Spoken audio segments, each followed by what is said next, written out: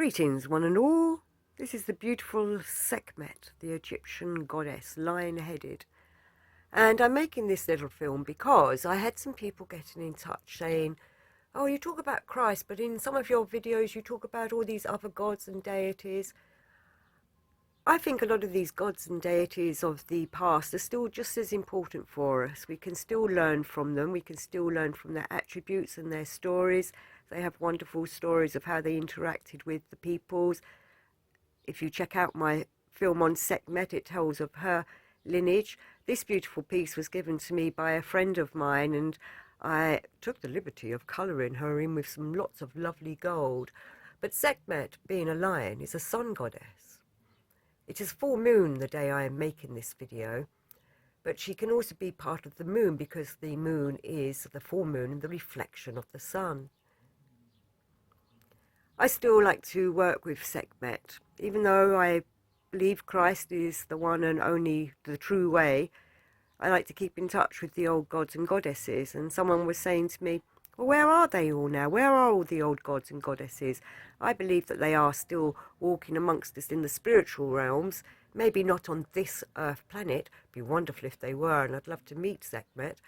I've met her in my own vision quests. When I've gone for a visualization, I sometimes go and visit her, and obviously I have to be very careful meeting Sekhmet because she can be quite ferocious sometimes. But I normally go to see her when I want help with either wisdom or with healing.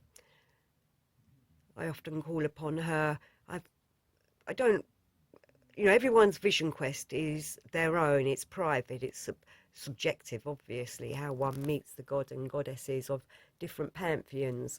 I like to work with the Egyptian ones, and since someone was asking me what I was doing with all these other gods and goddesses, and on my pictures on my wall of different gods and goddesses, I just wanted to make a little film as to why I still like to honour them. I believe there's a divine source out there, the god above all gods. I suppose in the Egyptian pantheon that might be known as Ra. I wonder if there's a god behind Ra. But all the gods and goddesses of the past, in the ancient times, they called it the Septepi, was a time when the gods still walked the earth and walked with the peoples and worked and lived with the peoples. What a time to have been in. But I think now that these gods and goddesses work with us from other realms, from when we go into our meditations. I'm sorry, it's a bit shaky, the video. They work with us when we're in the etheric realms or the spiritual realms, the astral realms. We can meet the gods and the goddesses and work with them and ask them for their help when needed. Which is probably what's also going on with, obviously, the Black Brotherhoods. They are probably calling up all dark entities and working with them in some kind of way. I do not call forth Sekhmet in a way of, or any of the other gods. I'll bring some other statues down in a moment. I don't invoke them into me or evoke them onto this plane. I like to go and visit them. As many of you know, I do like Thoth, or Toph, or Tahuti, depending on how you want to say his name. I've always been a writer and a reader, and he was the one that gave us the alphabet and writing, which did annoy Ra, who said that we would stop using our memory. And I do see in some ways how writing has stopped us using our memories, and that we are now reliant on information through books, and even today through technology, obviously. I've done the Emerald Tablets of Thoth on my channel. I've done shows on them and what I believe they're about. I think Thoth gives us the explanation as to why we are here as human beings and what our reasoning is. I believe that Thoth is here to show us the path to the light.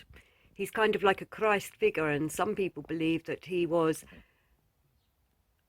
the body of Jesus in a previous life. If Jesus has been reincarnated over and over, one of his earlier reincarnations would have been as Thoth, so he was preparing his body for when he could take on the Christ.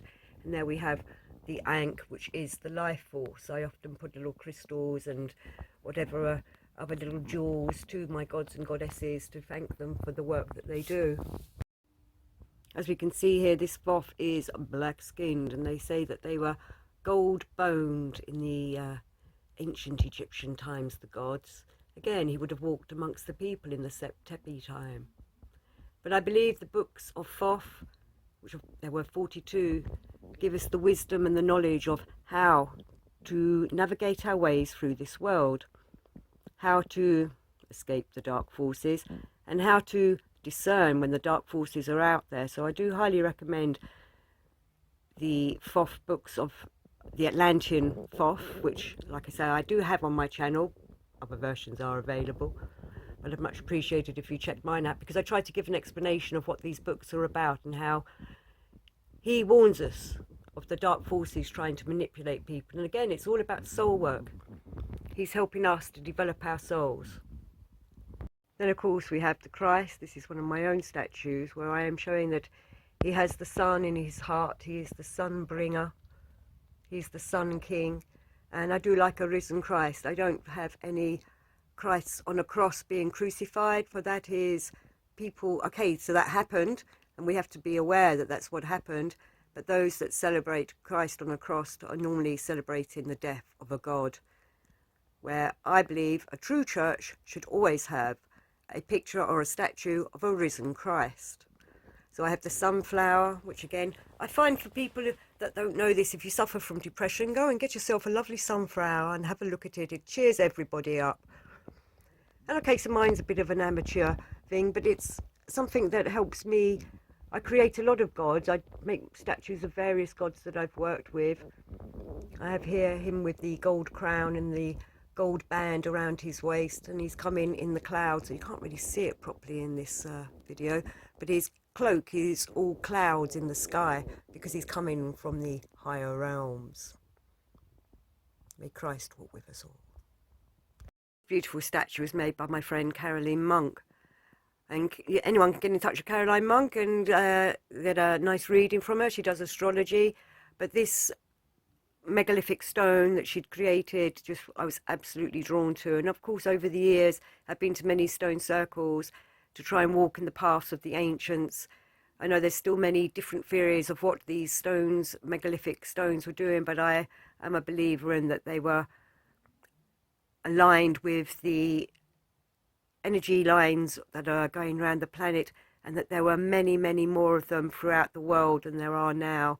We are lucky to still have some still on this planet, and that some still do their magical power.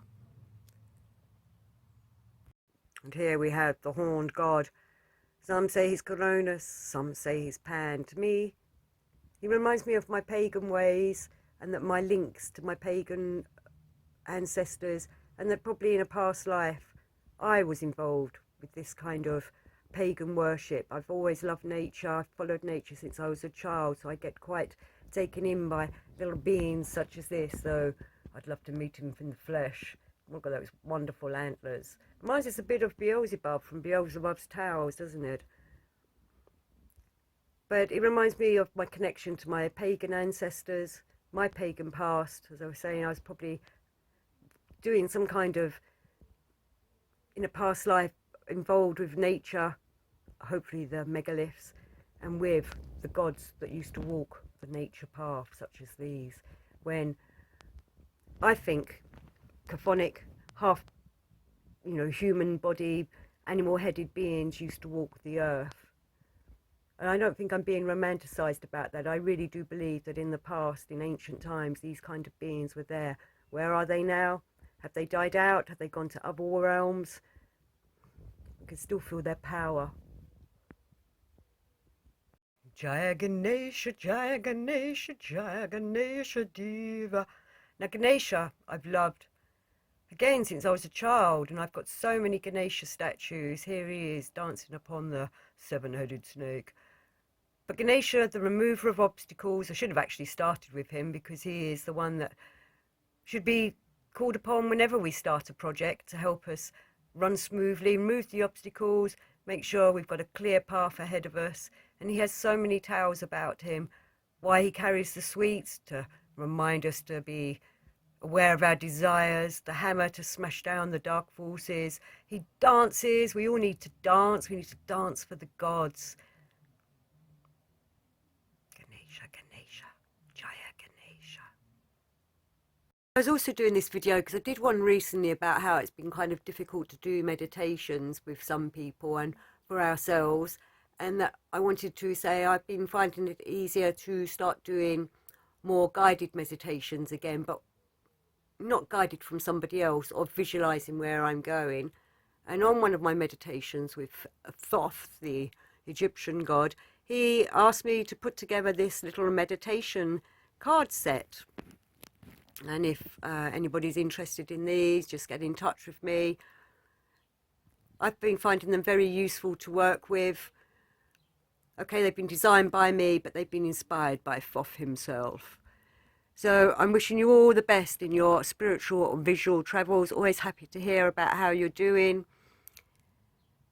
And may the gods walk with you and you walk with the gods.